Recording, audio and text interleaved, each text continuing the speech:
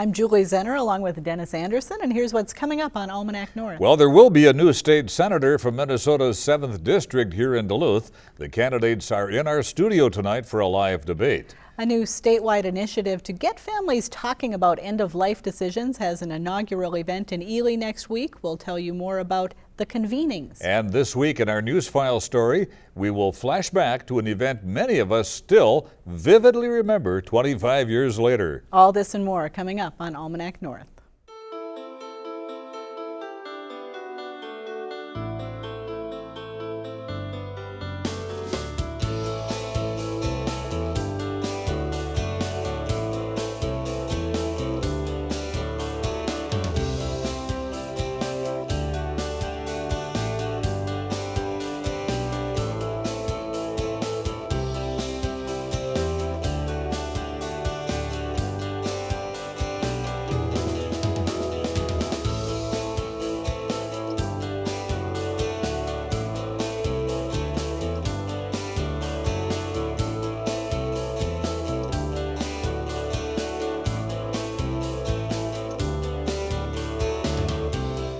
Hello and welcome to Almanac North. Thanks for watching. Denny, the election is less than 10 days away. Voters still have many decisions to make. Absolutely, and elections are not only being held nationwide, there's plenty to go along in the state of Minnesota. That's right, and our first guests are hoping to be the next state senator from Senate District 7 here in Duluth. All right, that's for sure, Julie. Thank you. Well, State Senator Roger Reinert decided early this year that he would not run for re-election in 2016, and so that opened the door for a new person to represent the Senate District that covers nearly the entire city of Duluth. Tonight we feature an Almanac North style debate between the candidates. We call this a debate, but it's really a conversation between the candidates. We're not going to use a stopwatch, but we are going to give each candidate equal time to talk about issues in the campaign. And joining us now in alphabetical order is Donna Bergstrom, Republican candidate for the Senate District 7 seat, and Representative Erik Simonson, the DFL-endorsed candidate in this race. And thank you both for being here. And Donna, perhaps you can tell us why you feel the people of District 7 should put you into office. Well, thank you, and thank you for having us here tonight. This is really wonderful to be here. Well, I retired as a Lieutenant Colonel in the United States Marine Corps in 2010. Retired right here in Duluth. I grew up in Carlton. And when I moved back here, I knew there would be some changes, but I didn't realize that the changes would be so significant that I really thought was hurting our communities. Some of the issues that we have with our education, our drug epidemic throughout our communities, and primarily our taxes and some of those other issues. And so in working in the community, which I did for 6 years, I saw some of these things and wanted to offer some solutions and bring some of my positive leadership that I learned throughout the Marine Corps to the table and offer that to people. Representative Simonson, you've spent 4 years in the House. What do you think you can accomplish in the Senate that you couldn't do in the position that you're currently in? I don't know that it's something that I couldn't do from where I sit now in the House of Representatives, but it's more about, you know, as Senator Reinert made the decision to leave, about how our delegation looks going into the future. And I just personally think that it's very helpful to have someone move into the Senate seat that comes from the House, that has the experience, the relationships, the understanding of how the process works. And then as we look to, you know, move Duluth projects forward, for example, it's real, you know, seniority is everything in the legislature, and experience is really critical. So as we move forward, I just felt that it would better represent our delegation. It seems the legislature didn't really do its job last year, and arguably there have been discussions on both sides blaming one another. What do you hope to get accomplished in 2017 if you are elected to the Senate? Well, a lot of it depends on how the election turns out. That is the reality of partisan politics in Minnesota right now, unfortunately. But I think that there is an appetite from a lot of legislators on both sides of the aisle, quite frankly, to put some of the partisanship aside and get some work done. There was things that got left undone. For example, the bonding bill. There was no reason that we couldn't have passed that bill. You know, it just didn't come together at the end. Same question, Donna. Sure, and thank you. I really believe that the shaming and blaming, you know, and finger pointing just isn't helpful to our communities. And I think that what I have offered to the community, like I said, is that positive leadership, and that is what I would take to the legislature. And I'm very proud to say that I have many families who have my sign, and, you know, someone from across the aisle also in their yard. So I've really been able to garner some of this cross-party support. Now, Representative mentioned that the bonding bill wasn't passed last time. What would your bonding priorities be going into the next session if you were elected? Well, that's a really good question, and I think what we need to do is take up what was left behind, what didn't get passed, and look at those and make sure that those get passed, because those were projects that were already teed up and ready to go. So the infrastructure piece of it is very important, and getting those roads and bridges and those types of things back on the table, I think, is really important. What about long-term funding for roads and bridges? Instead of putting them into the bonding bill, what do you see as long-term solutions? Well, I don't think the bonding bill is the right place to look for a long-term solution. That's really for other types of infrastructure. Our long-term solution has to include a new revenue source. That is the bottom line. And many groups across the state of Minnesota have come together and said that they agree with that. They understand that. Be it chambers of commerce, business groups, labor groups, communities, mayors, small cities, large cities, all across Minnesota have come together and said we support a comprehensive transportation bill, which includes a new source of revenue, right? And that really boils down to being a gas tax. Now, a gas tax perhaps isn't the best idea going into the future, a couple of decades, but right now it is the quickest, simplest solution. We have to generate somewhere in the neighborhoods of $600 million a year of new revenues to put into our state roads and bridges. So an increase in gasoline taxes. Would you also favor an increase in license tabs? Well, I think it has to be a combination. It has to be, kind of a wholesale combination. And we need to generate enough money so that we can adequately start solving this problem. So it's a combination of both. Yeah. Let's put the same question to you as far as what you see as some long-term solutions to transportation funding in the state. Well, I certainly think that there are efficiencies that could be gained. And when I've had an opportunity to look at some of the Minnesota Department of Transportation's information and get some background information on it, it just seems to me that we spend a lot of money in our transportation budget, and it would seem to me that there'd be efficiencies in there. And it is one thing that I would advocate is for not raising taxes, because I know that really puts a burden on our folks who use the transportation system as part of their livelihood, and that's just going to be an additional tax and additional burden on them. So as far as long-term solutions, I think those come from really efficiencies and looking at ways that we can save money. Donna, even the governor says the Affordable Care Act isn't working. It's too expensive. What should be done with MNsure? What can the legislature do? Well, I know I just saw in the paper, was it today or yesterday, the governor saying that we should offer a tax credit. And I think that's a really good idea. And I will tell you that as I've been out door knocking, that is probably one of the biggest issues that I hear. And just even today, I had a gentleman tell me that his premiums were going to go up 87%. And even if he were to get a 25% tax credit, you can still see his premiums are going up pretty high. So I think we need to do that, and also look at going back to some of these other options that we had, like that high-risk insurance pool. That would be a good way to solve some of our high-risk clients. So MNsure is not the problem. I think it's kind of misleading to say that MNsure has caused this problem. MNsure is really just a marketplace, a website, a place that you can go and shop for individual policies.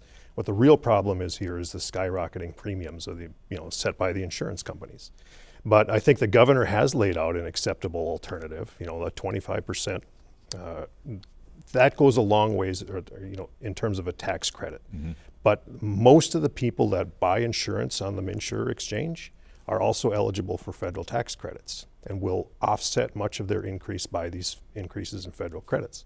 So between the two, I think that we can have a solution, but we need to have the legislature reconvene in order to accomplish this expenditure, right? Because we're talking over $300 million here in order to provide this relief for Minnesota families for 2017.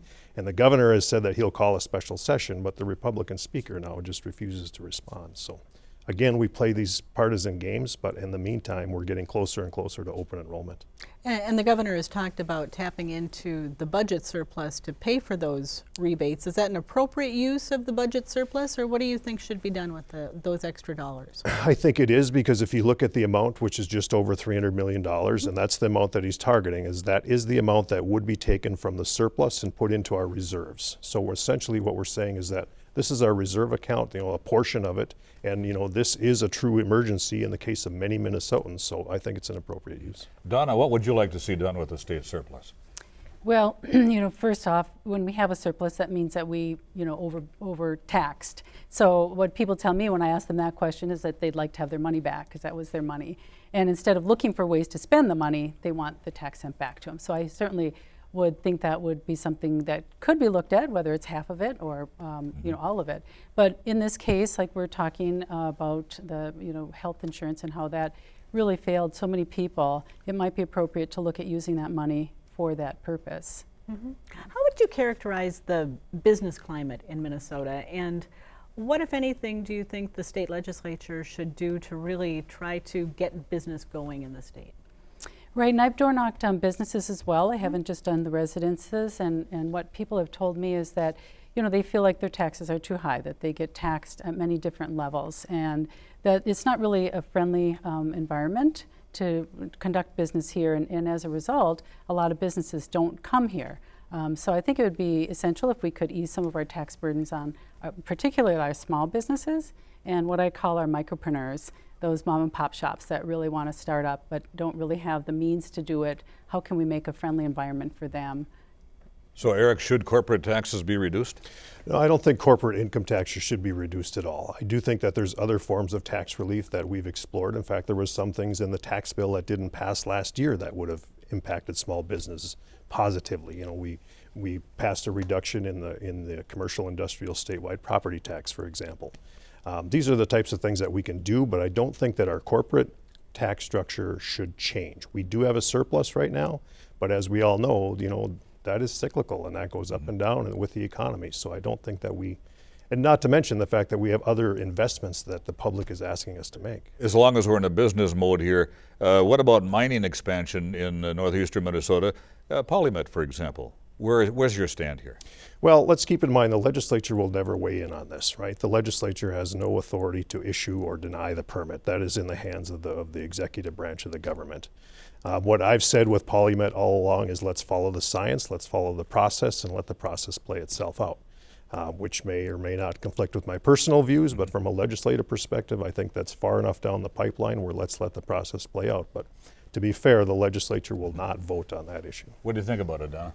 In that sense, I do also agree that I think we need to let the process play out. I think we have our taxpayer agencies that are set up to monitor that and to see that it's followed and that the science is there and we follow that process. I think what it speaks to really is the fact that we need to look at having our Iron Range economy diversified, and that when we look to just having a single source of economy up there, that's really not doing those folks very much good. Mm-hmm. You've talked quite a bit about education in your campaign and trying to close the achievement gaps and make sure that people graduate, particularly American Indians. You have an interest in raising that. What do you see the legislature doing to maybe make education more equitable and address those issues? Mm-hmm. Yeah, well, I think there's a lot of research out there that shows ways that we can close the achievement gap, and we need to look at those and how we can embrace those and put those into our schools. And one of the things that stands out really on top of the list is to cap our classroom sizes. So if we can cap our K through 3 when these kids are learning to read before they read to learn, that really pays off in the long run. So I think if we could look at that immediately, that would be something that we could help achieve and close that achievement gap. Also, adding curriculum in that speaks to the different populations is helpful, and hiring people of color so that students see themselves often, in the leadership and not just, outside of that range. Do Minnesota veterans need more help from the legislature? Yes, they do, absolutely. And I've heard that time and time again. One of the things that I've had someone suggest to me is that we take Central, not the historic Central, but the Central High School, sure, and turn that into a veterans home, even with possible memory care unit there. And I thought that's a really good idea because we don't have many here in the state. Mm-hmm. But also we tax our veterans' pay, and so I've had people tell me that they have to leave. They can't stay here because that's just too much of a burden on them. Mm-hmm. You didn't really get a chance to answer the education question. Talk about what you think the state should be doing. I think there's a couple of things. One, if you go back to 2013, we made historic investments in K-12 education, and I think that's going to take a few years for it to play itself out, but I think that is helping to reduce our achievement gap, if you will. Secondly, I would say that pre-K has proven to be a part of a solution in working towards reducing that gap as well. But to the point about what we should do is that if we're going to cap class sizes, that sounds very good, but it's also very expensive. So we can't say we're going to cap classroom sizes and then talk about cutting taxes at the same time. All right, I wish we had more time. We simply do not. Thank you both for being here tonight. Very interesting discussion. Erik Simonson, Donna Bergstrom, thank you. Thank you. Thank you.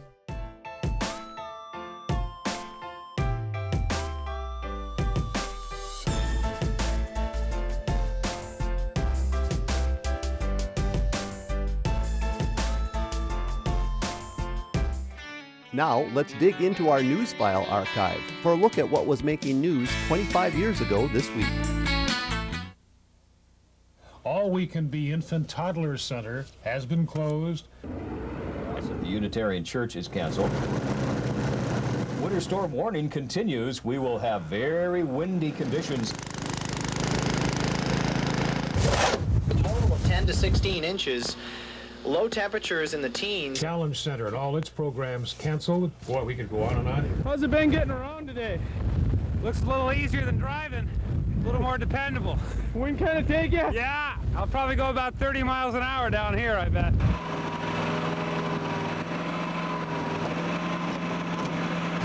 Got her buried? Yeah, it's been happening all morning. Can't get around. Gotta clean the windshields, I think so. It's gonna be a little bit tougher than the ice today. But what the heck? A ride's a ride, It's keeping us busy. Well, we're just gonna shovel here so my dad can get in so he can park. This afternoon. Temperatures will hold in the 20s for a while, then fall through the teens by evening.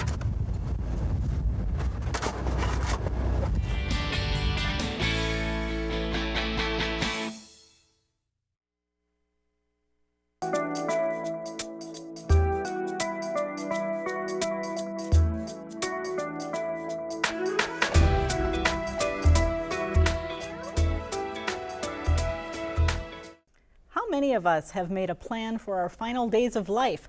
A statewide initiative to encourage family discussions about late life decisions will launch in Ely next week. It's called the Convenings, a partnership of Honoring Choices Minnesota and the Bruce Kramer Collaborative. The Ely event will be hosted by a familiar face, our friend Cathy Wurzer of Minnesota Public Radio and Twin Cities PBS Almanac Show. I almost said Almanac North there. It just rolls off my tongue like that. I don't know why. I don't know why. So Cathy, tell us about the Convenings and how you got involved in it. Yeah, it's actually part of the work I did with Bruce Kramer, the late Bruce Kramer at Minnesota Public Radio. I did a series of conversations with Bruce over a span of about 4.5 years until he passed away this March of 2015. And Bruce had ALS, and so we had this remarkable series of radio conversations where Bruce pretty much let listeners in on what it's like to live with and live as fully as possible with a terminal illness and the disability that comes with ALS. I mean, really, it was a series of remarkable conversations, and so this is kind of an offshoot of that. I think he'd be pretty proud. So these are called convenings. What's going to be done at these convenings? I'm going to try, Denny, to convene a group of people, in this case Ely, just residents getting together. I have in my mind it's going to be an event. I mean, there are other efforts like this in the Northland, but this is more of a community-wide event where I'll get in there. There'll be music and readings and conversation and storytelling. So it's kind of a program, I guess, and then try to get people to just consider how they want their lives to go. Not necessarily, yes, toward the end, but Bruce would say, sure, plan for the end. Yeah. None of us really want to do that, but also think about how you want your life to go prior to that. What are some of those conversations that people should be having about end of life, but maybe avoid or put off? Well, we kind of live in this culture, don't we, that's we're focused on being young, and we think we're going to live to 100 and then, pass away, leaving a good-looking corpse and not really talk about really what that means. But, things can happen at any point in our lives. I think what's often not said is how you want that last stage to go. My father was a guy who was pretty planful, and he did do an advanced care directive, so did my mother. But he never said what was in it. So he got very sick at the end of his life. We kind of had an idea. One of us went back to look at the directive. He wanted to die at home. He was already in the hospital at that point, so we had to hurry up and get him back home to fulfill that last wish of his. And we were successful in that. And so as a family, we felt like there was some peace and relief that we had that ability to follow his wishes. But people often, it's a scary thing to think about the end and how to even begin to have those conversations. How do you start? And that's what I hope to inspire Minnesotans to do, is to just open the door and start to talk to your family about how do you want your end of your life to go at this point. You're going to be hopscotching around the state a little bit, starting in Ely. Why Ely? I know. Ely is a great place. I love Ely. But they also have some really good folks there that are doing some advanced work around the issue of end-of-life planning. They have a program they're starting in Ely, an initiative. So they're pretty organized. And so we've been invited to kind of kick off their effort. And we figured, well, we love Ely, so we'll be there. And it's not like I'm just going to parachute in and do kind of a one and done sort of a deal. I'm going to be there next week, but I'll be back in about 8 months to a year to see how they're doing on their conversations. And in the meantime, when I'm not in Ely, each city in the convenings has a special portal in our website, the convenings.org. So if you're in Ely, you'll get to click on, there'll be a special place where you can have these conversations online with your friends and family and your neighbors in Ely or St. Cloud or wherever we're going to be. This is not going to be an event where you are telecasting this event. No, you know, Denny, I want people to feel comfortable. I mean, these are issues and topics and some very sensitive personal things, and I don't want people to feel like they can't talk. I'm not going to force people to talk, but I'm hoping to get a little conversation going with people about what matters to them in their lives. And I don't want them to feel like they can't speak because there's a camera there. No.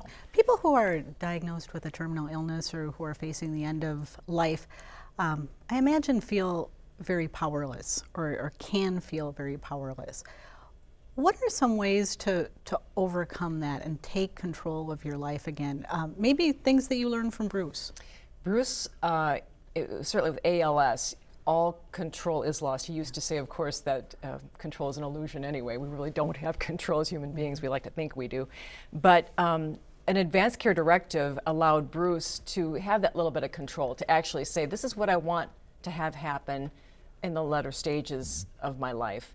And he felt like he was heard. And I hope my father felt that he was heard, and other people have advanced care directives. But when you have these conversations with your family, that also offers and affords some sort of control, that you feel like you're being heard by your loved ones. And that offers some comfort, I think. Cathy, what do you hope those who attend the session in Ely will take home from that session? Yeah, I'm hoping that they will maybe put aside any fear they have over having these conversations and anxiety, and just to crack the door open a little bit and just start to explore some of these issues and questions. How do you want, and beyond the end now, how do you want to live your life? Because we're all going to go down the same road. We're all going to probably run into some sort of disability, perhaps as you get older, and some sort of illness. And Bruce taught me that no matter what you have going on in your life, despite great disability and impending death, you really can still have a very full life. He used to say, the thing about dying is you have to live through it. And he certainly did. And I think some of that is teachable, and I want people to maybe start exploring some of those questions. When you visualize the audience, what do you see? Is it young people? Is it middle-aged people? I think it's people like us. I'm thinking that sandwich generation, folks who are of a certain age, who have their own kids and their parents are still alive, and maybe it's time that they might start wanting to just kind of nudge the parents. Have you thought about this? I'm hoping they show up. I don't know who's going to show up, Julie. It could be maybe if folks are dealing with a serious illness, maybe they show up and maybe start to think about, how did Bruce live his life and how can I live my life? Because Bruce kind of held up a mirror to all of us. That's what my listeners learned at NPR. And I'm hoping maybe some of those folks might show up and maybe take some lessons away. And what are the details as far as when and where, and are there tickets? No, a free reservations? event. Okay. Yes, it would be great to know who's coming. The theconvenings.org is the website, and there's a little, you can kind of click on the red canoes that are on the front of the homepage, or click on that to sign up. And it's a free event at the Vermilion Community College, Wednesday, starting at 6:30. All right, Cathy Wurzer, thank you so much. Good luck with the convenings. Oh gosh, thank you so much. Thank you, Cathy. Thank All you the for best. what you're doing. Good to see you. Thanks.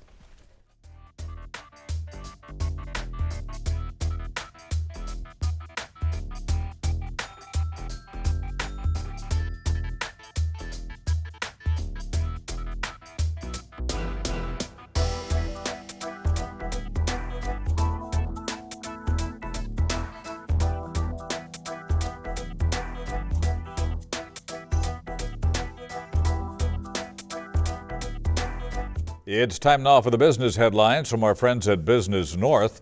A staunch economic development promoter announced Thursday he intends to retire. Superior Mayor Bruce Hagan will step down next April, leaving his fifth term about 3 years early. His decision is related to a stress and to a lack of state and federal support for municipalities, Hagan said. His most noticeable accomplishments were the development of Barker's Island, Mariner Mall, Superior's North End Industrial Park, the Veterans Clinic, and the Gateway Foods Warehouse, which later became Amsoil's Manufacturing and Distribution Center. In addition to holding executive-level city and state positions, Hagan has owned several small businesses. The city of Two Harbors has sold the former J&J casting site to Willamette Valley Company, a maker of paint and coatings for oriented strand board. Willamette has operated in Two Harbors since 2004 with about 10 full-time employees. The move will provide additional space and allow the company to manufacture a new product in Two Harbors. Remodeling the structure will be a $16 million project. About 10 more full-time jobs will be created. PolyMet may have completed its environmental review, but those who support the proposed copper-nickel mine are working to keep the public informed about the controversial project. Mining Minnesota Executive Director Frank Ungaro told the Grand Rapids Chamber of Commerce on Tuesday that PolyMet will double the size of Minnesota's mining industry while protecting the environment. The company currently is seeking state permits to mine non-ferrous minerals near Hoyt Lakes. If those permits are granted, Ungaro says PolyMet could annually infuse $2 billion into the economy.